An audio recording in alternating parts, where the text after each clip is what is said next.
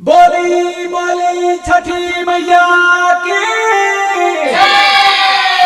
SK music studio Umgaon की प्रस्तुति। छठी मैया तोरे घाटे बजनिया आचरा पसाई के कहलै छ। हे छठी मैया तोरे घाटे बजनिया आचरा पसाई के कानै छ।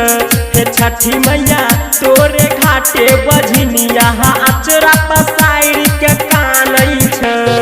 आचरा पसाई के कानै छ, सिलोरबा झाड़ के कानै छै।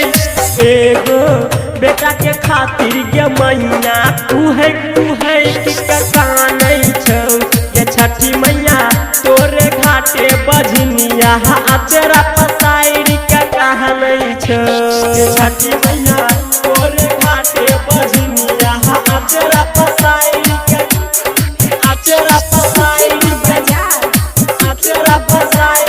कहलै छ। त देहन गोदी में एगो लालाना लोगबा मारै छै हमरा ताना। गे छठी माई मारै छै लोगबा ताना। गे महाई देन एगो लालाना लोगबा मारै छै हमरा ताना। गे छठी माई मारै छै ताना। त साउस बुझै छै नै मजदूरी, किलोरबा झाड़ के कानै छै। हे छठी मैया तोरे घाटे बजनिया आचरा पसाई के कानै छ। छठी मैया तोरे घाटे बजनिया आचरा पसाई के सुखीपुर बाजार आचरा पसाई के कहलै छ।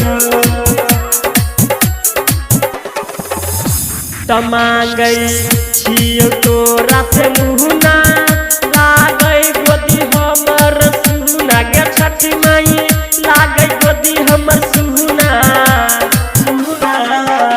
त मांगै छियौ तोरा से मुहना, लागै गोदी हमर सुना। गे छठी माई लागै गोदी हमर सुना। त राइटर कमलेश प्रेमी संतोष तोहर महिमा जानै छौ। हे छठी मैया तोरे घाटे बजनिया आचरा पसाई के कानै छ। आचरा पसाई के कानै छै, सिलोरबा झाड़ के कानै छै। एगो बेटा के खातिर ये मैया तू है कि कानै छौ। ये छठी मैया तोरे घाटे बजनिया आचरा